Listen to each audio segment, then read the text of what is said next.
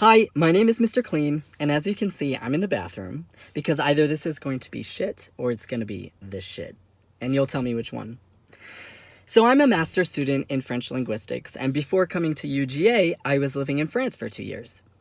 And you know how whenever you travel abroad, all your friends and their mothers expect you to bring back gifts, right? So all of my friends were calling me like, bring me back a croissant, bring me back a baguette. And as I was getting ready to come back to the US, my mom calls me and she's like, Raymond. I'm like, Mom.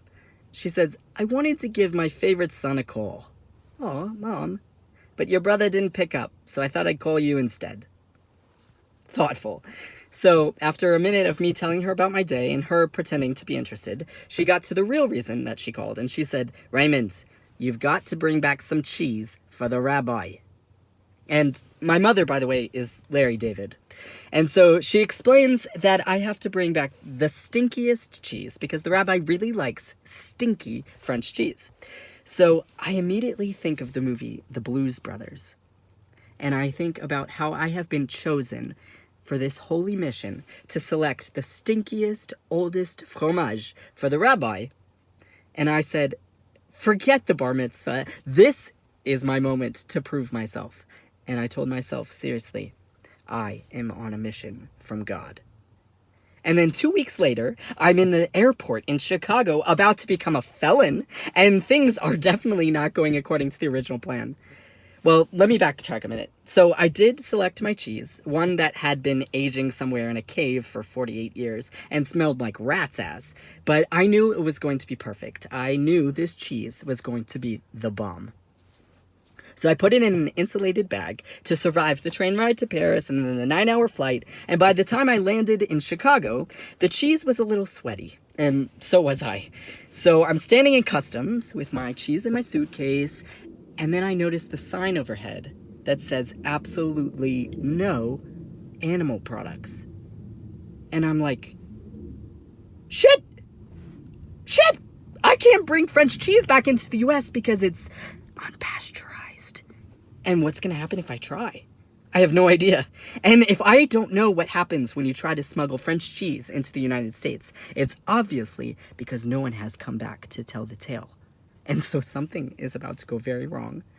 But no, I'm gonna pull myself together. I can do this. I'm on a mission from God.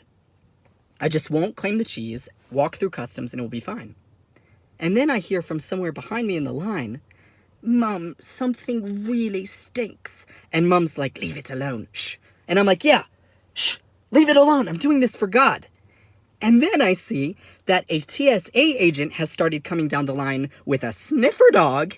And I think if little Matilda back there could smell my cheese, the sniffer dog can definitely smell my cheese. And I'm definitely about to go to prison. And I start to think, what would my first day in prison be like? Hey, what are you in for? Murder. Assault with a deadly weapon. Kidnapping. And I'm like, smuggling? Yeah, smuggling. So, I'm very nervous. All this is going through my head. I'm standing in the customs line. The dog is approaching me, and I start to pray. I don't know what else to do. I start praying Baruch Atah Adonai and also crossing myself. For good measure, I have my suitcase in one hand, my rosary beads in the other, and I'm like, you know what? Actually, I'm just going to throw in a Buddhist mantra in there for good measure. So I'm like, Parakanadi, and also maybe drop my stuff in prostate on the ground, Allahu Akbar. You know, whatever is going to help me. I need Jesus, Moses, Muhammad, Buddha, everybody on my side on this one. The dog is coming closer to me. I am sweating through my shirt. The cheese is sweating. And then the customs agent yells, next! And it's like the parting of the Red Sea. I pick up my suitcase and beeline it for the counter, thinking if Moses could lead the Jews out of Egypt, Jesus Christ, I can lead this cheese out of Chicago. And then the sniffer dog sits down just as I step forward and lands instead in front of some elegant, unsuspecting French woman. God bless her soul. And I leave her behind to try to explain that she only had one clementine. And I say, I'm sorry. I did this for God. So, for those of you who aren't well acquainted with the story from the Old Testament, you might think that that was the end. But if you recall, what happened to Moses after he led the Jews out of Egypt? Did they have a party? Dine on French cheese? No. They wandered in the desert, for 40 years and would have starved to death if it weren't for some weird milk that came out of the sky. So, obviously, in a similar way, my trials are far from over. So, after customs, I had to then go through security to get onto my connecting flight to Atlanta. Going through security always has a way of making you feel like you've done something wrong, even if you haven't, that you know of. Because they are so convinced that you might have a weapon that you start thinking that it's true.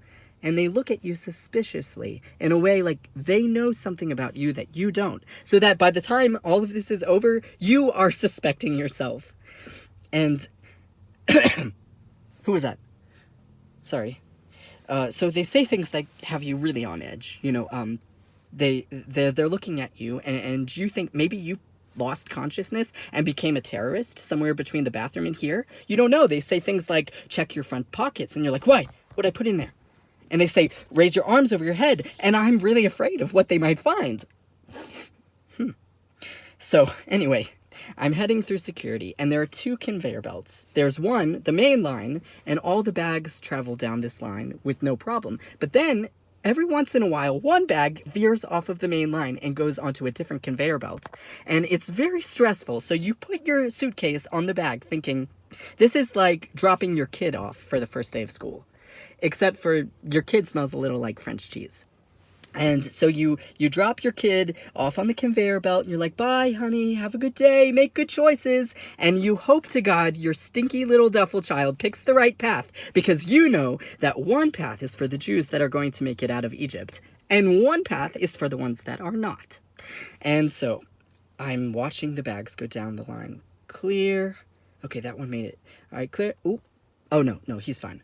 And then suddenly mine gets flagged, veers off, and goes down a separate conveyor belt. The one that leads to doom. And I'm like, oh my God, not again! I'm afraid of what they saw in my bag, to be honest. Because whatever it was very serious. The TSA agent signals for backup. She's like, Barbara, come over here, you're gonna want to see this. And she puts on gloves. And Barbara puts on gloves. And I'm like, oh shit, what is it? And I start to reimagine my first day in prison. What are you in for? Murder. Assault with a deadly weapon. Me? I don't know. Ask Barbara. The agents are very serious. This is a scene out of CSI Chicago. And they ask me what's in the bag. I'm like, it's just cheese. And they're like, uh-huh.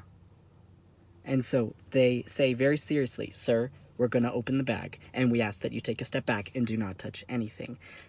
This is very nerve-wracking. I'm sweating through my shirt. They open the bag, unseal the insulated bag inside.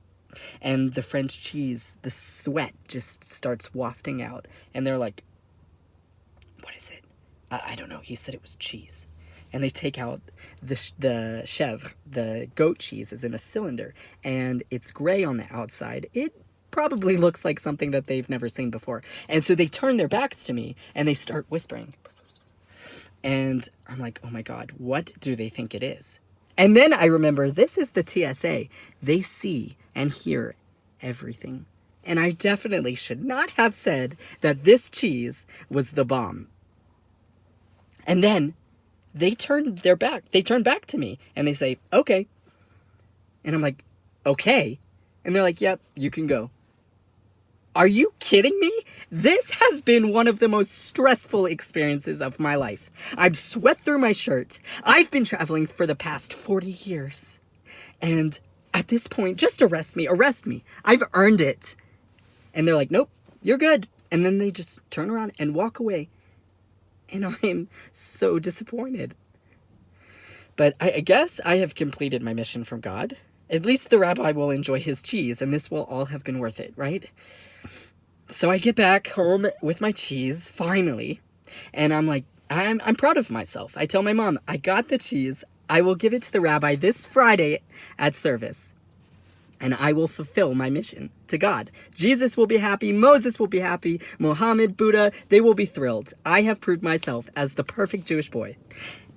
Well, my mom says, well, service this Friday has been canceled. The rabbi just got tested positive for COVID. Are you shitting me? I have picked the smelliest cheese in all of France, and you have no idea what I just went through to get it here, and this man can't taste or smell a damn thing. And in that moment, I felt more like Moses than ever. Moses, who led the Jews out of Egypt, wandered in the desert for 40 years and ate milk out of the sky, finally led the Jews to the promised land and then died before he ever got to go in.